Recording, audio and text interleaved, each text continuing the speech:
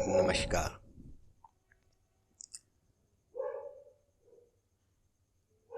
फिर से ये ब्लैक होल मेरे सामने है।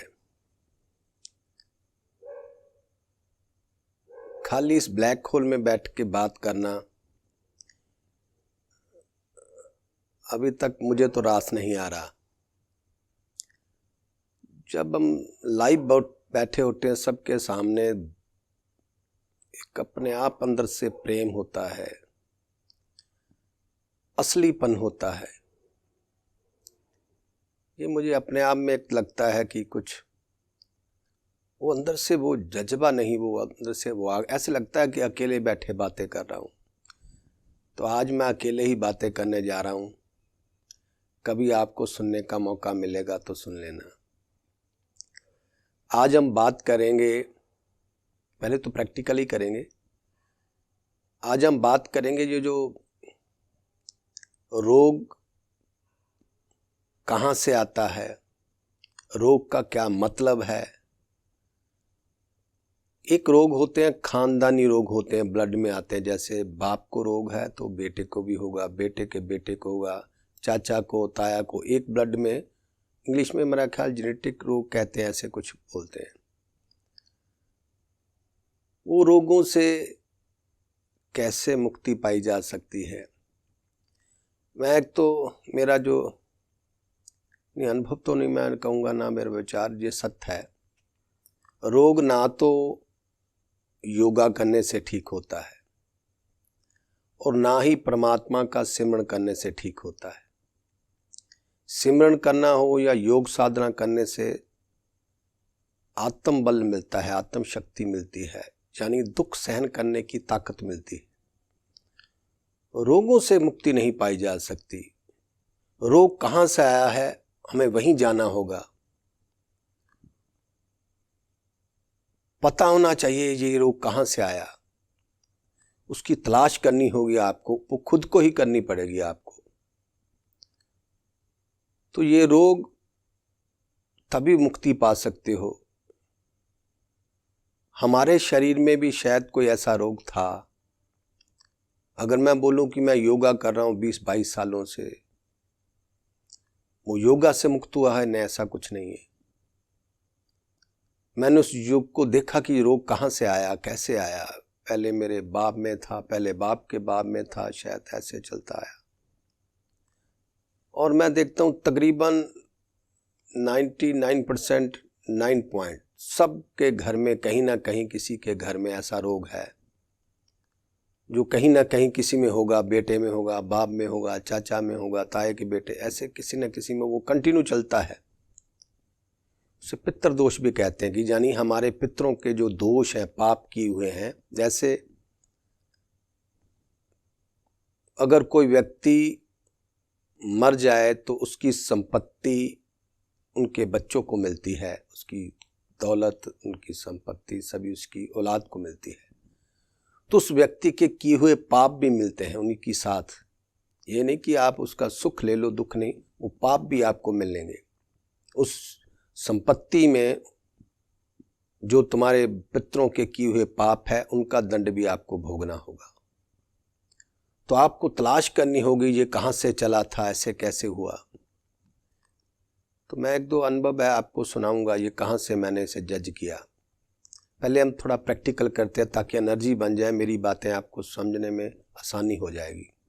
जब मन थोड़ा सा शांत होगा, थोड़ी सी ऊर्जा बन जाएगी। तो आज हम करेंगे नाड़ी शोधन करेंगे।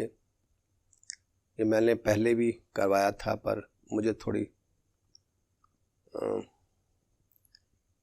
प्रैक्टिस नहीं थी ऐसे ये ब्लैक होल में बात करने की। आज मैं कोशिश करूंगा कि, तो वो क्या है, ये नाड़ी शोधन पर थोड़ा मैं आपको बता देता हूँ।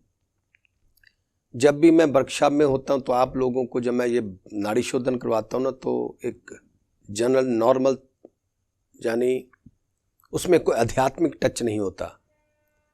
क्योंकि आध्यात्मिक टच होने से कुछ कट्टरता भी होती है। कुछ लोगों के पास गुरु मंत्र होता है, वो एक उनको कंफ्यूजिंग सी होने लगती है, अरे मैं ये बोलूं या ना बोलूं, ऐसे बोलने से कोई पाप तो नहीं लग जाएगा। तो इसलिए मैं आध्यात्मिक को थोड़ा पीछे रखता हूँ। फिर तो ये जो नाड़ी शोधन है, जब मैं आपको करवाता हूँ मैं वो करवाऊँगा। पहले मैं आपको बता देता हूँ, ये नाड़ी शोधन एक्चुअली पद्म साधना में आता है। इस तरह से बैठते हैं पद्म साधना में या अध पद्म में, एक पाँव ऊपर एक नीचे रख लो अगर इजी बैठना हो तो। ये बॉडी लैंग्वेज है, इस तरह से बैठना है। तो एक हाथ हमारा इस गोद में रख लेना है, यहाँ ऊपर की ओर यहाँ पर। ये दूसरे वाला जो हाथ है ये अंगूठे को नासिका की राइट साइड पे रखना। जो एल्बो है ना ये नाभि के पास आएगी। ये फर्स्ट 2 फिंगर जो 2 उंगलियां हैं, पहली वाली माथे पे होंगी 4 टच यहाँ पर, थर्ड वाली उंगल नासिका की बाईं साइड होगी। इस तरह ये है बॉडी लैंग्वेज, देख लें आप अच्छी तरह से। मैं ऐसे करता हूँ, बाकी मुझे नहीं पता। मुझे थोड़ा, मैं बॉडी लैंग्वेज को भी ध्यान रखता हूँ कि करते समय कोई देख रहा है तो हम गंदे ना लगे, बुरे ना लगे। थोड़ा सा चाहे बनौटीपन भी क्यों ना हो, फिर भी जो दिखता है उसका ही हमें फल मिलता है। अगर हम गंदे दिखेंगे तो हमें दुनिया गंदा देखेगी, अच्छा तो अच्छा। ये भी दुनिया में है तो सब कुछ बनाना पड़ता है। ये है नाड़ी शोधन की रिस्पिरेशन। अब है कि मैं बोलूँगा दाएं से सांस अंदर 1 2 3 4। तो दाएं नासिका से ना सांस अंदर, बाईं वाली नासिका बंद कर लेनी है ये थर्ड वाली उंगल से। राइट से सांस अंदर जाएगी 1 2 3 4, रोको। जब मैं रोको बोलूँगा तो ना दोनों नासिकाएं बंद कर लेनी, प्राण अंदर के अंदर बाहर के बाहर रोक लेने। फिर मैं बोलूँगा बाएं से बाहर 1 2 3 4, रोको। फिर प्राण रोक लेने, अंदर के अंदर बाहर के बाहर, दोनों नासिकाएं बंद कर लेनी।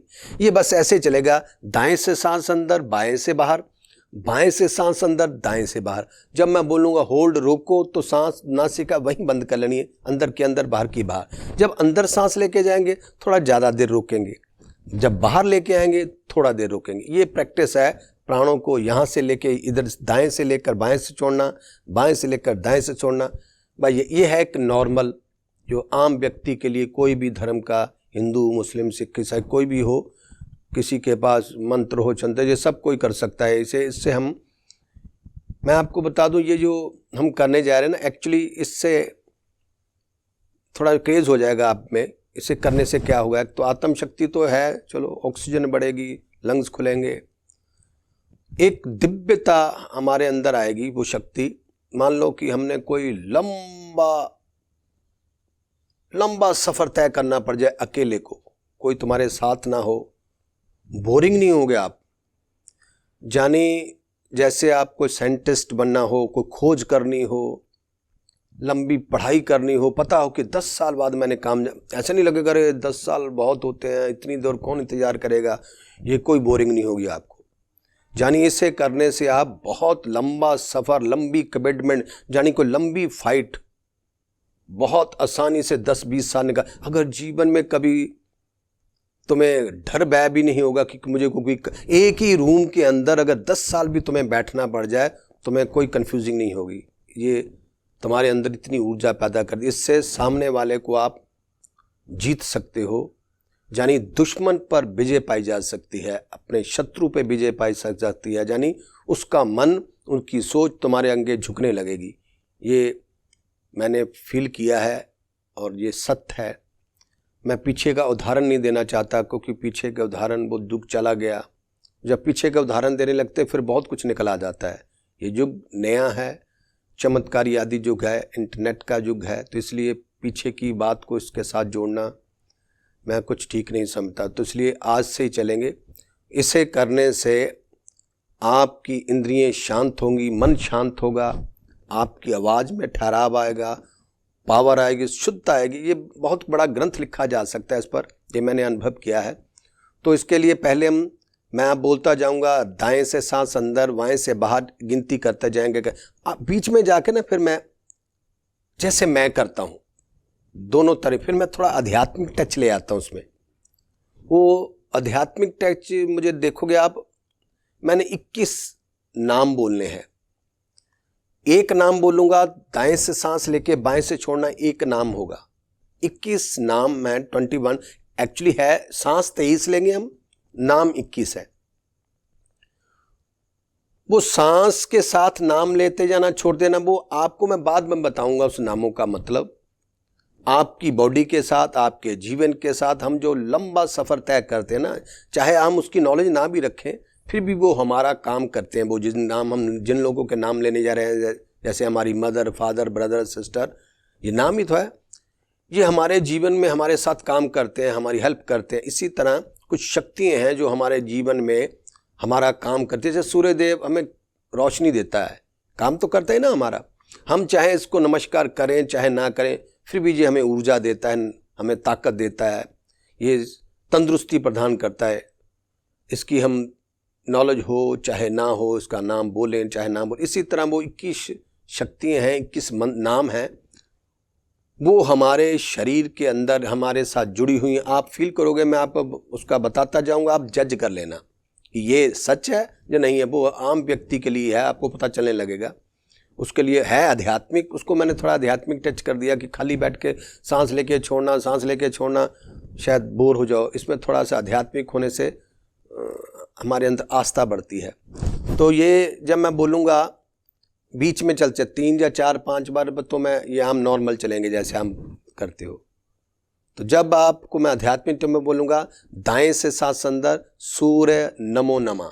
सूर्य का नाम लूँगा तो सांस दाएं से लेकर बाएं से लेके जाना, ये एक नाम होगा। तो उसी के साथ हम चलते जाएंगे, सांस ले मैं बोलता जाऊँगा। फिर जब ये सारा कंप्लीट होने के बाद फिर मैं हम नामों का आंखें बंद रखते रहना है, मैं आंखें बंद रखते ही बात करेंगे फिर हम, ताकि आपको पता चलेगा ये नाम हाँ हमारे जीवन में है। यस, ये हमारा काम करता है, इसके बिना हम आगे चले नहीं सकते। इतनी देरों से हमारे ये काम कर रहे हैं, हमने कभी उसको देखा भी नहीं। तो इससे करने से आपके अंदर एक और प्रेम जागृत होगा, आस्था जागृत होगी, तुम्हें अपने कर्मों पे विश्वास होने लगेगा। शायद बहुत से रास्ते आसान हो जाएंगे जीवन में चलने के लिए। तो इसके लिए ये बॉडी लैंग्वेज है आपकी।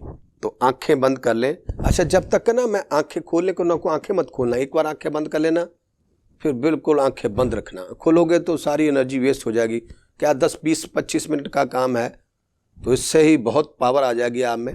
तो दिस बॉडी लैंग्वेज देख लो आप मुझे, ये एल्बो हमारी नाभि के पास है। मैं तो इसी तरह करता हूँ। एक हालात जो लेफ्ट हैंड है नीचे रख लो घुटनों पर। यस, इस तरह से समाधि में लगवाया, जैसे समाधि लगाते हैं।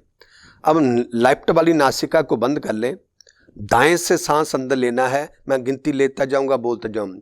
तो आंखें बंद, राइट दाएं से सांस अंदर, 1 2 3 4, रोको, दोनों नासिकाएं बंद कर लें। बाएं से बाहर, 1 2 3 4, रोको, दोनों नासिकाएं बंद कर लें रोकने पर। बाएं से सांस अंदर, 1 2 3 4, रोको। दाएं से बाहर, 1 2 3 4, रोको। दाएं से अंदर, 1 2 3 4, रोको। बाएं से बाहर, 1 2 3 4, रोको। बाएं से अंदर, 1 2 3 4, रोको। दाएं से बाहर, 1 2 3 4, रोको। Right in 1 2 3 4, hold. Left out 1 2 3 4, hold. Left in 1 2 3 4, hold. Right out 1 2 3 4, hold. Right in 1 2 3 4, hold. Hold के समय दोनों नासिकाएं बंद कर लिया करें। लेफ्ट से out 1 2 3 4, hold. Left in 1 2 3 4, hold. Right out 1 2 3 4, hold. दाएं से सांस, सूर्य देवो नमो नमः। बाएं से भास्कर देवो नमो नमः। राइट से स्वस्थ देवताए नमो नमः। बाएं से स्वस्थ देवताए नमो नमः।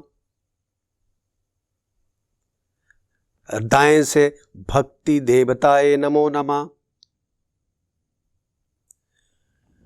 शक्ति नमो नमः,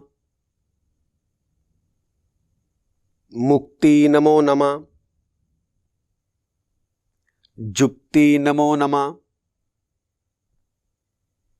जीवाय नमो नमः, मानाय नमो नमः, देय नमो नमः, ज्ञानाय नमो नमः, दिव्य ऊर्जा देवताय नमो नमः, आनंदाय नमो नमः, शांति नमो नमः, योग साधनाय नमो नमः, प्रातः कालाय नमो नमः, ध्यानाय नमो नमः, प्राण ऊर्जाय नमो नमः, देश देवताय नमो नमः, स्थान देवताय नमो नमः, स्वस्थ देवताय नमो नमः, दिव्य औषधि देवताय नमो नमः, औषधि देवताय नमो नमः। आंखें बंद रखें, हाथ नीचे अपनी गोद में रख लें, आंखें बंद, शरीर सीधा।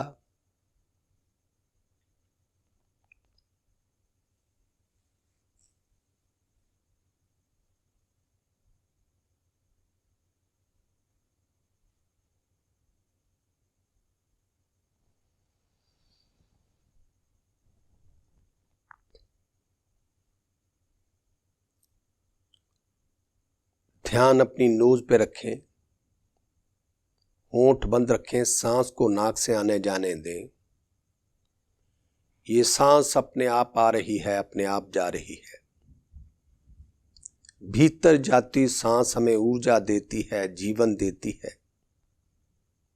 बाहर जाती सांस हमें रोगों से मुक्त करती है, चिंता से मुक्त करती है।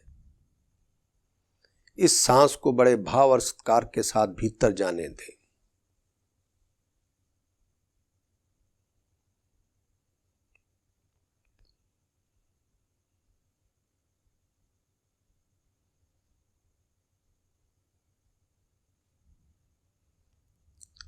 फोकस चेस्ट, अपना ध्यान सीने में ले जाएं।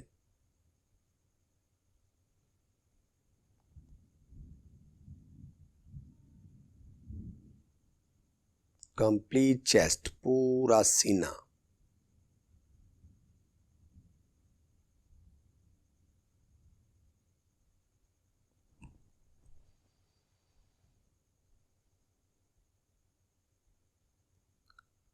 सूर्य देव हमें तंदुरुस्ती प्रदान करता है, रोगों से मुक्ति दिलाने वाला देवता है ये।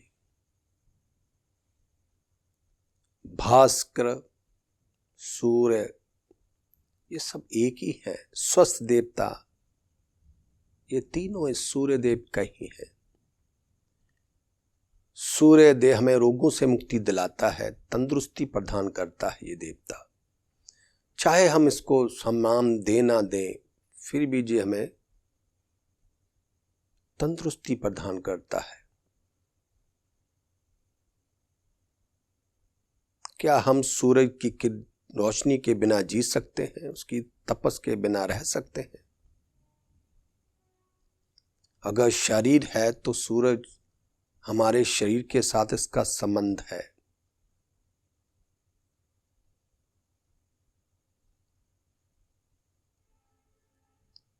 भक्ति देवता,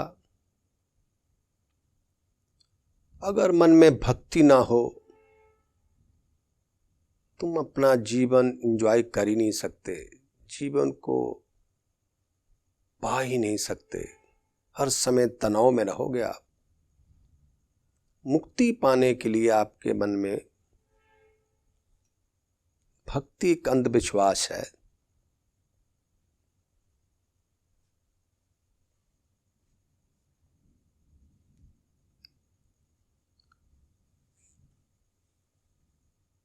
शक्ति, भक्ति, शक्ति, मुक्ति, युक्ति, राजयोग दिलाते हैं ये हमें। इसको जज करें अपने जीवन में। भक्ति की जरूरत है, शक्ति की जरूरत है, मुक्ति की जरूरत है, युक्ति की जरूरत है। जिस व्यक्ति के पास भक्ति, शक्ति, मुक्ति, युक्ति का ज्ञान हो वो राजयोग पाता है।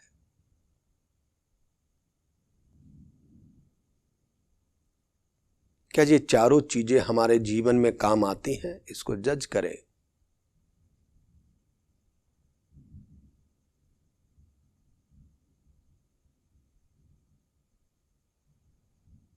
ज्ञान का हमारे जीवन में क्या रोल है, ये तुम्हें खुद ही जज करना होगा।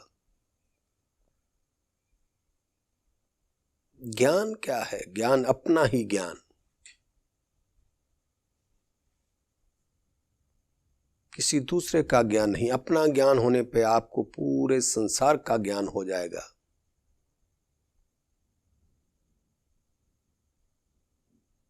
पूरी कायनात को आप जान जाओगे।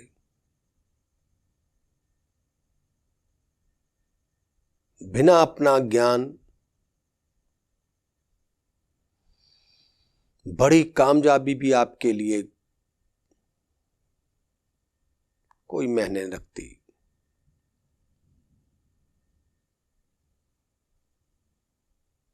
आपको खुद नहीं पता होगा कि मैं कोई बड़ी कामयाबी में हूं।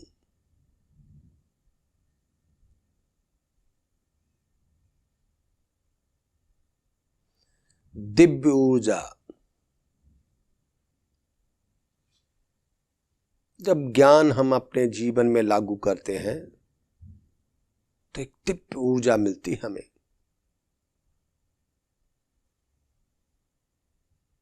जानी मनन करने की शक्ति। जो मन हमारा मानता नहीं किंतु परंतु करता है,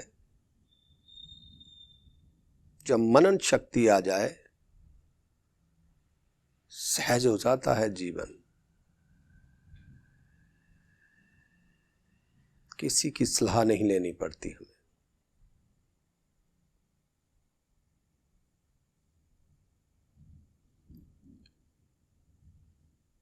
शांति, आनंद।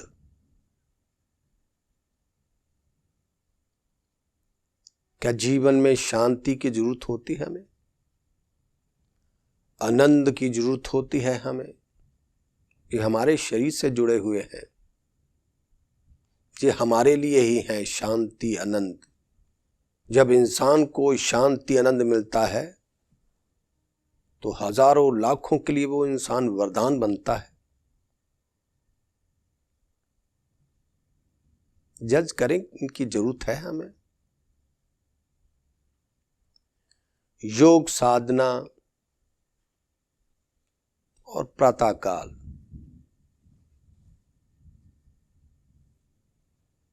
ये दोनों चीजें हमारे संकल्प को, हमारी कमिटमेंट को मजबूत करती हैं।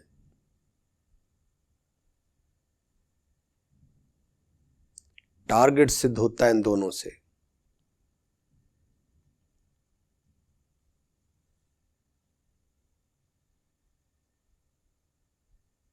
शरीर के एक एक अंग से काम लेना एक योग है।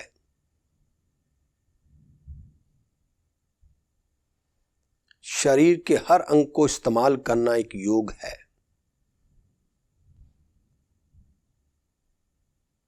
पूरे शरीर को एक बार टच करने से शरीर की तमाम सारी शक्तियां जागृत हो जाती हैं। शरीर का एक एक अंग अपना रिजल्ट देने लगता है। प्रातःकाल, इसे आपको अनुभव करना होगा। ये प्रातःकाल क्या है, ये सुबह क्या है, इसका कितना प्रभाव है हमारे मनोमंडल पर। कभी अकेले में जाकर, घर से बाहर आकर चारों तरफ नजर घुमा के देखना, आकाश की ओर, पेड़ पौधों की ओर, फिर एक गहरी सांस लेना, फिर देखना कितना प्रभाव है सुबह का हमारे मनोमंडल पर। एक बार ये सुबह तुम्हें मिल जाए, जीवन में कभी तुमसे भूल नहीं होगी।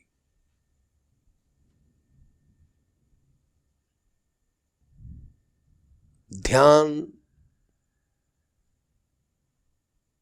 ध्यान अपना ही।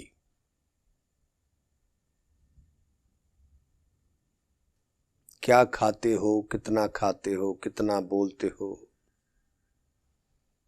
कितनी मेडिटेशन करते हो, कितना योग करते हो, अपना ही ध्यान परमात्मा का ध्यान है। प्राण ऊर्जा, बिना ऑक्सीजन से तुम एजुकेशन होने के बाद भी तुम कोई बड़ी छलांग नहीं लगा पाओगे। ये ऑक्सीजन तुम्हें आकाश पे बसेरा बनाने की ताकत प्रदान करती है। ध्यान और ऑक्सीजन दोनों एक साथ हैं। ऑक्सीजन से ही ध्यान सिद्ध होता है।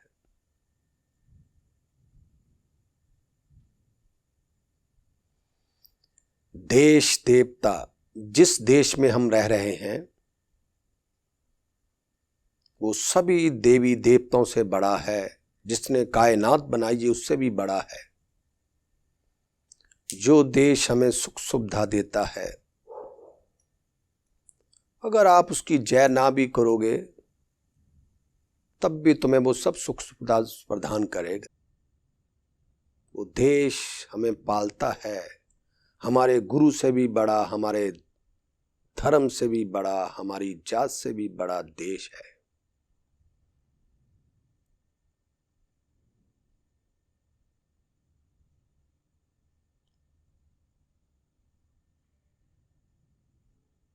स्थान देवता, जिस स्थान पर हम बैठे हैं, खा रहे हैं, पढ़ रहे हैं, प्राणायाम में है, योग साधना में है, जो भी कार्य जिस स्थान पर बैठे हैं उसका सम्मान, उसने तुम्हें ये सुख प्रदान किया।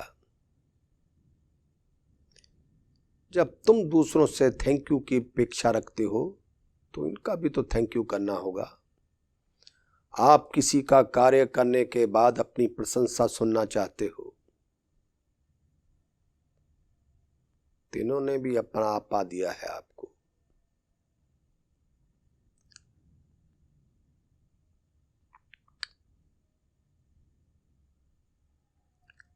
औषधि देवता, औषधि जो चाहे वो आयुर्वेदिक हो चाहे अंग्रेजी हो, बात है कृपा की। औषधि औषधि ही होती है। इसे भी नमस्कार करना होगा ताकि तुम्हें ये राहत प्रदान करे। दिव्य औषधि, दिव्य औषधि होती है जो हम योग साधना आस्था से जो हमें ऊर्जा प्रदान करती है,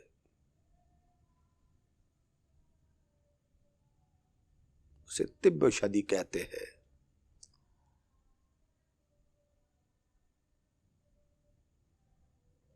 इन सभी नामों को अपने अंदर इसका जज करें, क्या ये हमारे जीवन में हमारा काम करती हैं?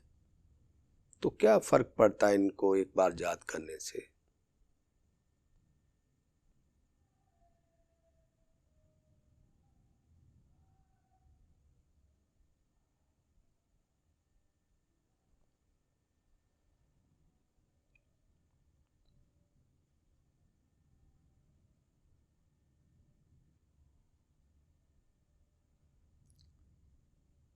एक गहरी सांस लेना है और सांस को बाहर छोड़ते समय हम 3 बार ओमकार की चैंटिंग करेंगे। अगर आप ओमकार नहीं बोलना चाहते ना तो एक गहरा सांस लेके सांस को बाहर छोड़ देना।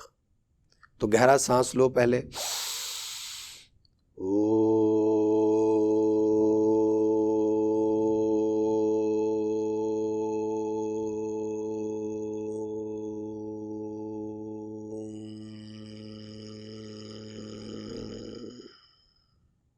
फिर से गहरी सांस,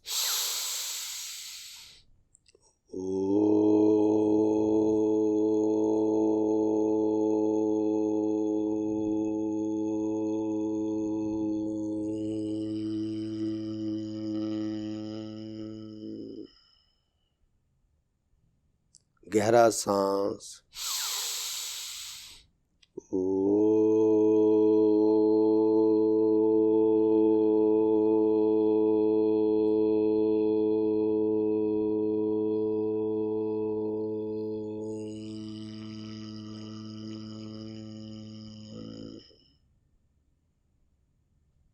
पूरा आराम, आंखें बंद रखें। मन ही मन इस पल को नमस्कार करें, इस सुबह को नमस्कार करें।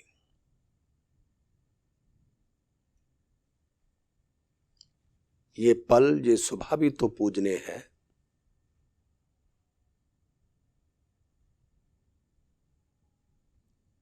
इस पल ने हमें अपने आप के साथ बैठने का अवसर प्रदान किया। इस सुबह ने हमें ऊर्जा प्रदान की।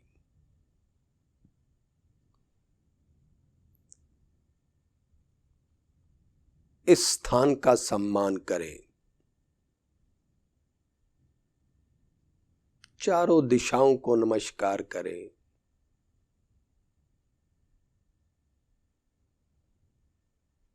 अपने गुरुदेव, अपने इष्ट को नमस्कार करें। ये गुरु ही हमें भेजता है, कौन सा सुख तुम्हें कहां से मिलना है, कैसा ज्ञान तुम्हें कहां से मिलता है, वो ही हमें भेजता है। इस वक्त आप जी सुन रहे हो, देख रहे हो, उसी का ही कृपा है। उसने कुछ नया सीखने का अवसर प्रदान किया। वो जानता है तुम्हारी कमजोरी। इस शरीर के प्रति सजग हो जाएं। ये शरीर परमात्मा का दिया हुआ गिफ्ट है, ईश्वर का दिया हुआ वरदान है। कमजोरी है परमात्मा की, मंदिर है ईश्वर का। इस शरीर के प्रति सजग, इससे सम्मान दें। एक गहरी सांस लें। मुस्कुराते हुए कंजूसी के साथ सांस बाहर, धीरे धीरे जब चाहे अपना समय लेते हुए आंखें खोल सकते हैं। स्लोली स्लोली आईज ओपन, आंखें खोल सकते हैं।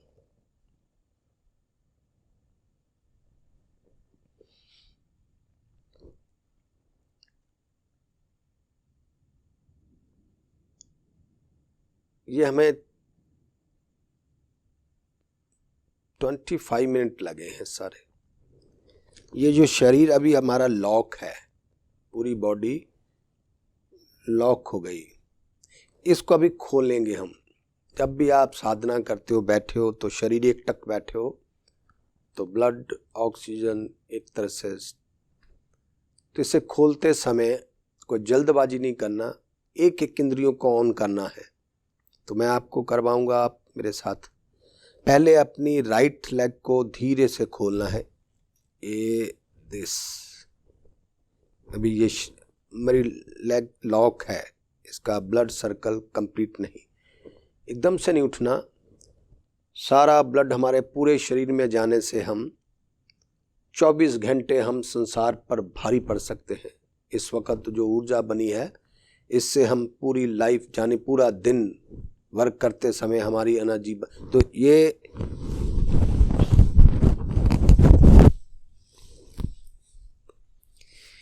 जब भी ये साधना करो, हो सके अपने बेडरूम में लॉक होके ही करो, किसी के सामने नहीं करने वाली होती।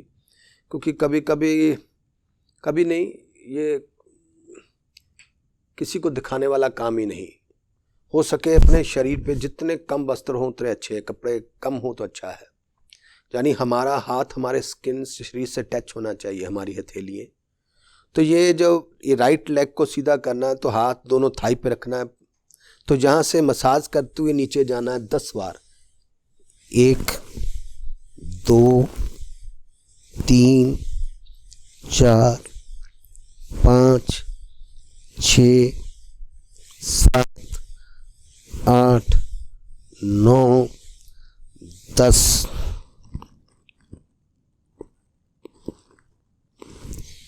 ये था right leg, lower part up हमारा ऑन हुआ। अब लेफ्ट लेग, दिस, फिर से थाई पर टच करें दोनों हाथ, यहीं से मसाज करते हुए जाना है।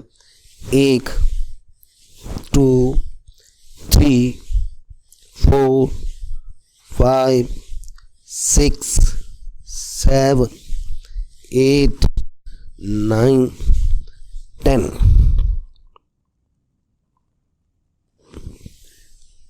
फिर दोनों टांगे एक साथ, दिस। फिर से वही प्रक्रिया 10 बार लेना है। 3 4 5 6 7 8 9 10।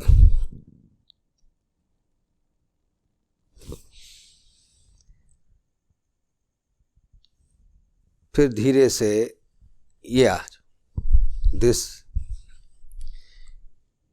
दोनों मुट्ठियों को, अंगूठों को मुट्ठी में बंद करके यहाँ रखकर धीरे से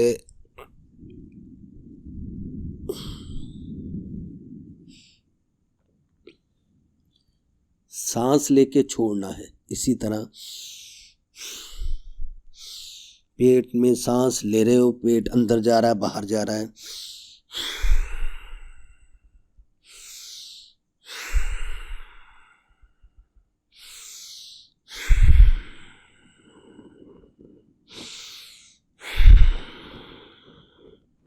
ये 10 बार सांस लेके छोड़ना है, दिस मूवमेंट। फिर उसके बाद दोनों हाथ हैंड ओपन और अप, स्लोली डाउन। माथा टेकते ना जैसे हम मंदिर गुरुद्वारा में जाकर, पीछे से हिप नीचे रखते हुए दोनों बाजू पूरी खोल देनी, माथे को धरती से लगा लें और शरीर में ध्यान लें। देखें कहाँ टच हो रहा है, शरीर में दर्द हो रही हो, वाइब्रेशन हो रही हो, ध्यान दें। जितनी देर रोक सको सांस को नॉर्मल छोड़ते जाओ, लेते जाओ।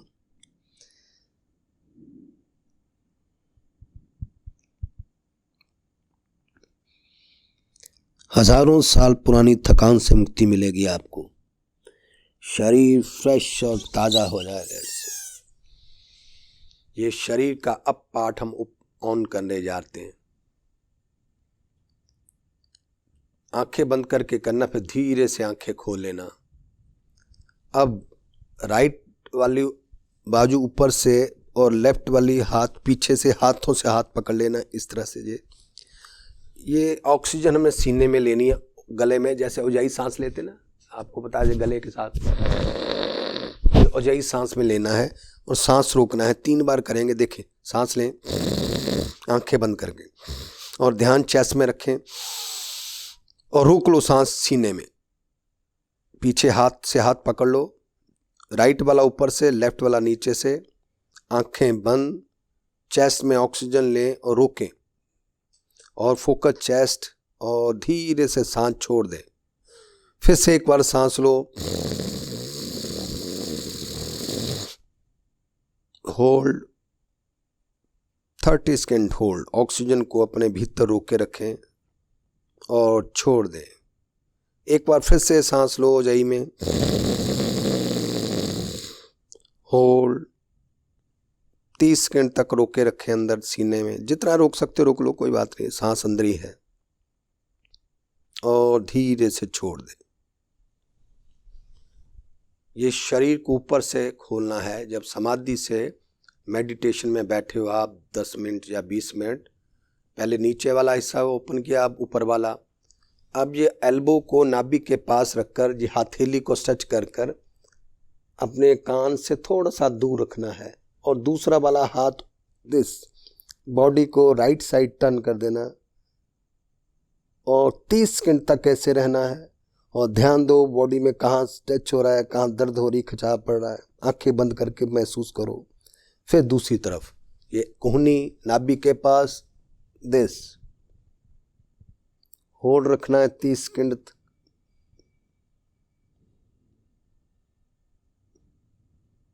वापस आ जाए। ये कोहनी और हाथ ये स्ट्रेच किया हुआ नीचे रखना है धरती पर। दूसरे वाला हाथ दिस, फिर ये राइट साइड दाईं तरफ, दोनों हाथ खोल दो, नीचे वाला हाथ भी खुला, ऊपर वाला भी। ये भी आप 30 सेकंड तक ऐसे रहो। दूसरी तरफ दोनों हथेलियां खुली हुई, hand complete stretch, hold 30 second, come back. ये दोनों कोहनियां पकड़ लें इस तरह से, ये बीच का हिस्सा स्टिल रहेगा, सिर्फ शोल्डर हाथ बाजू ही मूव करेंगे। दिस दाईं तरफ बाईं तरफ, दाईं तरफ बाईं तरफ, दाईं तरफ 10 बार आप जितनी बार कर सकते 10 बार कर लो। जब ये 10 बार करना, दाएं बाएं में कराता जाऊंगा, करने के बाद आखिर में ये दोनों दाएं राइट पर हाथ लेफ्ट रखने के बाद दिस बॉडी लैंग्वेज ऐसे बैठना है। उसी वक्त आंखें बंद करके बैठे रहना है जब तक, ये भी समाधि सिद्ध होती है। अब पहले एल्बो कैंच कर ले, right left right left right left right left, दाएं बाएं दाएं बाएं दाएं बाएं, 1 2 3 4 5 6 7 8 9 10। अब हाथ नीचे, हैंड डाउन, आंखें बंद रखें और ध्यान अपने सीने में ले जाएं, चेस्ट फोकस। ऑक्सीजन की कमी पूरी होगी, आंखें बंद रखें।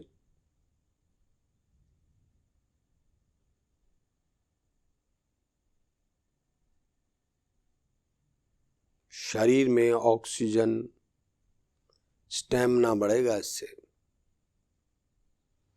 जल्दी थकान नहीं होगी और ध्यान सिद्ध होता है, इससे समाधि सिद्ध होती है।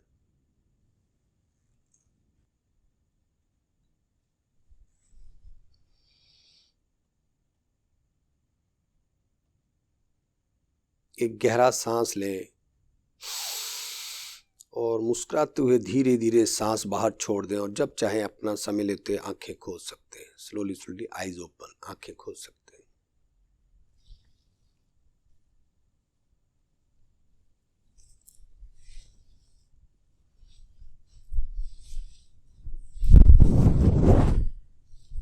ये जो हमने प्रोसेस किया है, बस मैं अकेले बैठा था ना, मैं करवा तो रहा हूं मैं आपको। जिस तरह से मैं पहले महसूस करता हूं, ये ब्लैक होल के सामने बैठता, मुझे अपने आप में जैसे पावर कम होती है। आप लोगों की पावर भी तो मेरे साथ। चलो अब बात करते हम, ये पित्त रोग, एक हम ना प्रैक्टिकली बातचीत करके बताते हैं। जब कोई व्यक्ति बीमार हो जाता है तो वो डॉक्टर के पास जाता है। अगर डॉक्टर से बात ना बने तो फिर भी व्यक्ति किसी ज्योतिषी के पास जाता है। अगर ज्योतिषी से भी बात ना बने तो फिर किसी महात्मा, किसी संत के पास जाता है डिवाइन ऊर्जा लेने के लिए कि शायद। तो वास्तव में ये जो रोग है, आप कहीं भी जाके सर झुका दो, आपको मैं एक्टिंग करके दिखाता हूं। ये मेरे घुटनों में दर्द है, ये घुटने दुख रहे हैं, पेन है, तो आप किसी भी मंदिर, किसी भी महात्मा के पास, किसी संत महात्मा के पास, संत वो असली हो चाहे नकली हो, उसके लिए कोई मतलब नहीं। तो आप वहां जाके बताओ, ये मेरे घुटने ना बहुत दर्द करते हैं, माथा टेक दो। वो घुटना उसी क्षण तुम्हें राहत महसूस होगी, चाहे आपको उस पर श्रद्धा हो ना हो। जब सर झुका दिया, वहां जाकर अरदास की, किसी भी महात्मा के पास, किसी मंदिर मस्जिद, जहां भी कहीं भी दरगाह पे जाओ, चाहे तुम उस पर आस्था रखो ना रखो, जब जाकर आप सर झुकाते हो तो जिसकी प्रॉब्लम आप उसको धारते हुए, तो उसी क्षण वो प्रॉब्लम, ये घुटने, उसी क्षण आपको राहत महसूस होगी।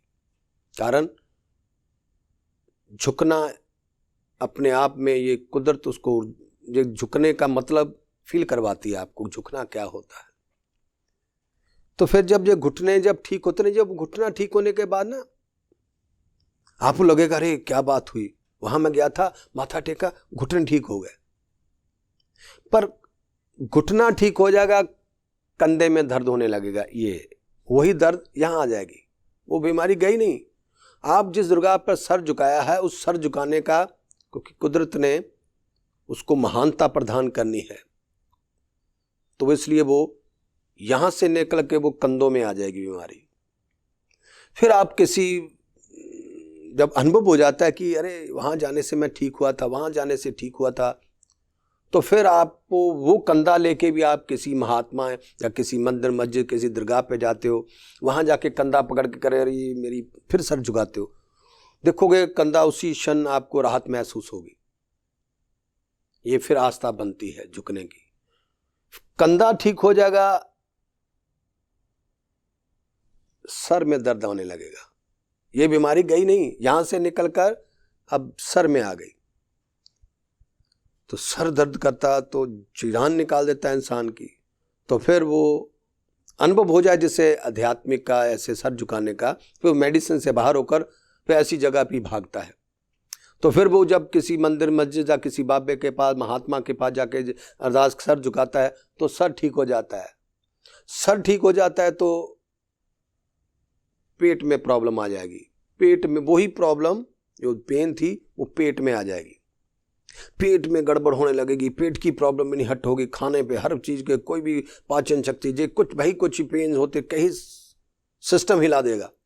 फिर आप किसी ऐसी महात्मा, किसी मंत्र के, किसी मंदिर मस्जिद जाकर सर झुकाओगे तो महसूस करोगे झट से पेट भी ठीक हो गया, पर वो बीमारी सीने में आ जाएगी। फिर सर झुकाओगे चेस्ट के रोग लेकर, वो रोग भी नष्ट हो जाएगा। वो बीमारी तुम्हारी निकलकर तुम में से निकलकर जहां तुम्हारी बीवी में आ जाएगी, जहां तुम्हारे पति, जानी जिससे तुम्हें बहुत प्रेम है, वो बीमारी उसमें चल जाएगी। जाएगी कहीं नहीं, रहना वो तुम्हारे खानदान में ही है। चाहे उसके लिए तुम कितने माथे टेक लो, पाठ पूजा कर लो, योगा कर लो, जो चाहे कर लो, वो कहीं नहीं जाने वाली। घुटनों से चलती हुई सारे शरीर में घूमते हुए जब तुम नहीं हटोगे तो वो निकलकर, जिससे तुम्हें बहुत इश्क है, तुम्हारे बेटे से, तुम्हारी बीवी से, पति से, तुम बीमार हो जा तुम्हारी बीवी या पति, बात एक ही है, रोग तुम्हारे घर में ही रहेगा। इसे पितृदोष कहते हैं। मेरे किए हुए पाप, मेरी संपत्ति मेरी औलाद को मिलेगी तो मेरे पाप भी उनको मिलेंगे। उन पापों से मुक्ति आपको ना तो योगा करने से ठीक होने, राहत मिल जाएगी थोड़ी सी, इधर से राहत मिलेगी तो इधर आ जाएगी, जे तुम्हारे चारों तरफ रहेगी। इसे मुक्ति पाने के लिए तुम्हें अपने जीवन का कुछ हिस्सा कहीं ना कहीं डोनेट करना होगा। मैं आपको इसका एक छोटा सा अनुभव सुनाता हूँ। अनुभव नहीं है, जिंदा इसी जगह पर जहाँ मैं बैठ के बोल रहा हूँ ना, ये मेरी कुटीर है, तो यहीं की मैं आपको छोटी सी बात बताता हूँ। एक व्यक्ति हमारे ऋषि के ससुर ही समझ लो, वो अल्कोहल बहुत लेते थे, शराब पीते थे बहुत। ये बहुत पुरानी बात है, सब लोग 18 साल पुरानी बात होगी, शायद 17-18 साल। उसने हमारी वर्कशॉप की होगी, वर्कशॉप करने के बाद वो शराब पीता था, नहीं छूटी होगी। तो वो एक बार मुझे मिलने आया घर पर, तो आके कहने लगा, बाबा जी वो मेरी शराब छूट गई। मैंने कहा कैसे छूट गई? कहने लगा मैं ना वहाँ एक बाबे हैं, फक्कड़ लोग हैं, महात्मा लोग हैं, वो ऐसे बैठते हैं, मैं वहाँ गया था तो मैंने उनसे बताया तो उन्हें मेरे पे कृपा कर दी। 6 महीने हो गए, अब मैं कोई शराब नहीं पी। तो मैंने कहा भाई कितने की शराब पी लेते थे तुम? कहता बाबा जी मैं रिटायर होने के बाद, रिटायरमेंट की पेंशन आती है 20,000 रुपया, वो सारी की सारी मैं उन्हीं को दे देता था। यानी सुबह 4 बजे से लेकर शाम तक पीता ही रहता था, बाहर से सैलरी लेके आता था, पेंशन उन्हीं को दे आता था, सबके सब पैसे उसी में जाते थे। अब 6 महीने हो गए, मैं बिल्कुल आराम में हूँ। उन महात्मा लोगों की, यानी वो मुझे बताने आया था कि मैं आपकी क्लास की ठीक नहीं हुआ, वहाँ गया, मैंने माथा टेका तो उस मैंने रोग से मुक्ति पा ली, उस प्रॉब्लम से मैं मुक्त हो गया। तो मैंने उससे पूछा कितने पैसे की शराब पीते थे? कहते 20,000 था, 20 का 20। तो मैंने कहा अब ऐसे करना, जब भी वो तुम वहाँ से सैलरी लेके आओ ना, पेंशन आप, उसमें से 1,000 रुपया उस महात्मा की वो जो दरगाह है ना वहाँ पे दिया करना।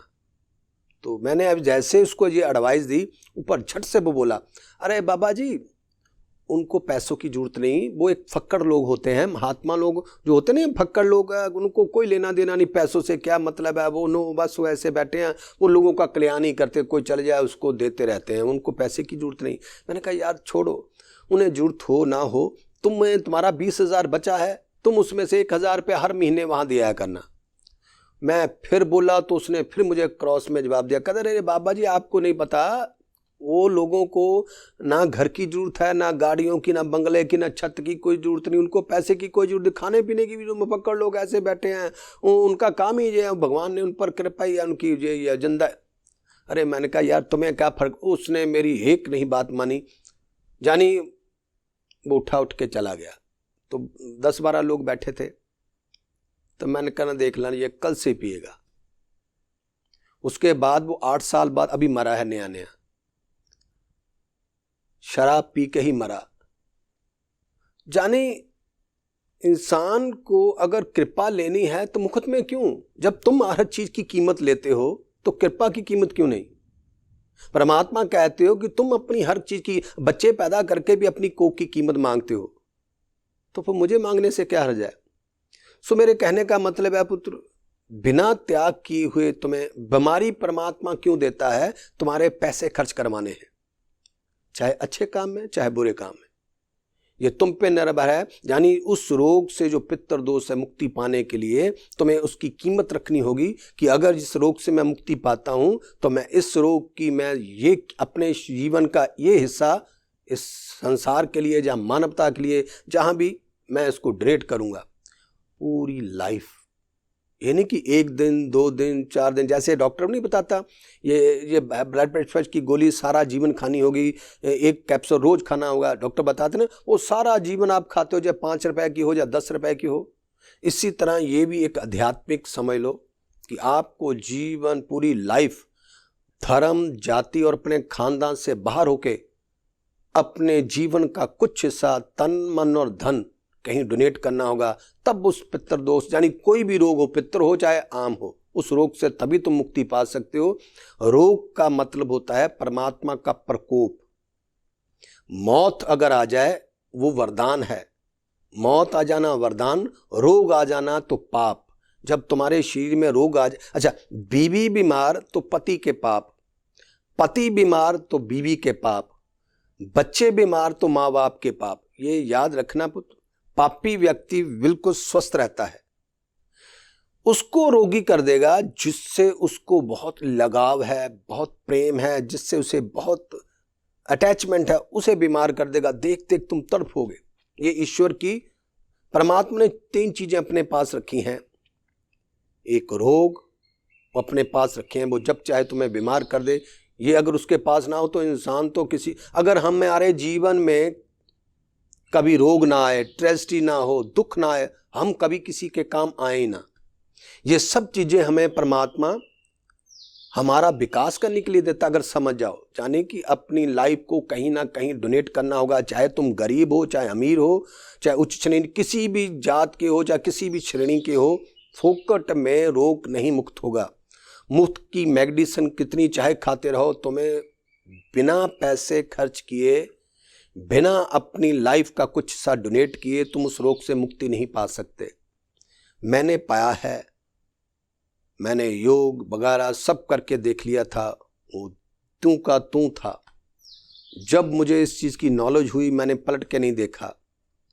आज मैं हूं तो ओल्ड मैन, समझ लो कि मैंने अपनी कमाई का 99% डोनेट करता हूं, 1% ही रखता हूं।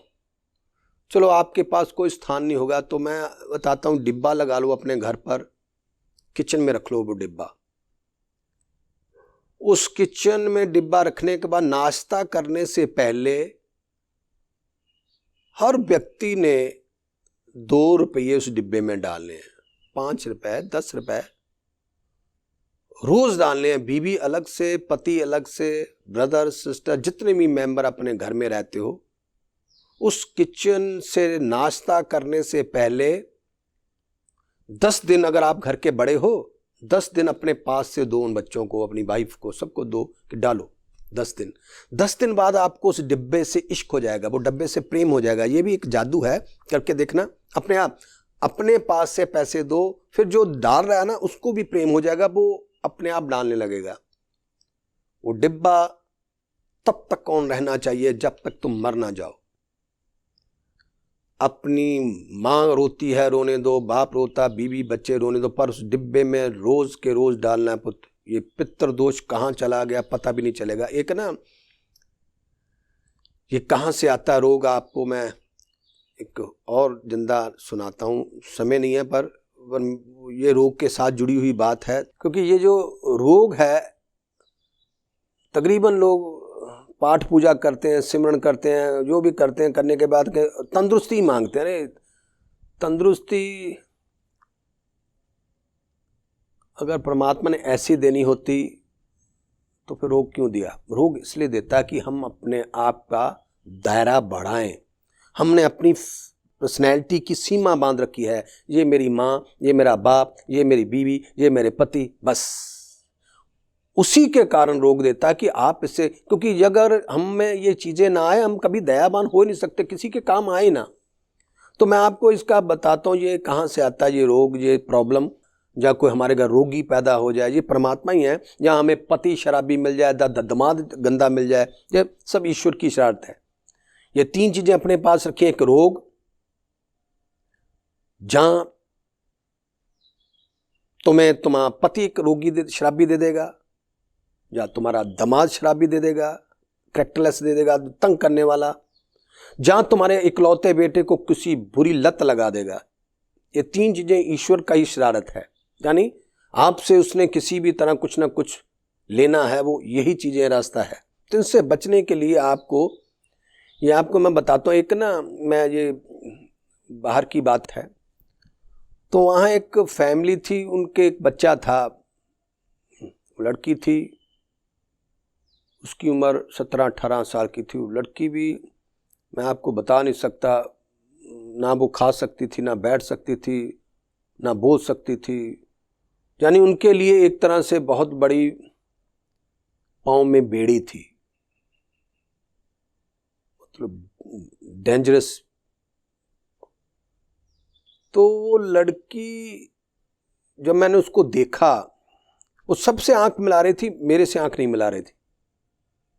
तो फिर मैंने उन्हें कहा, मैंने कहा भाई ये जो प्रॉब्लम है ना, ये तुम्हारे किसी सीनियर ने, या तुमने, हो सकता है तुमने कोई बुरा काम ना किया हो, पर तुम्हारे किसी खानदान में ना किसी ने किसी की पूरे जीवन की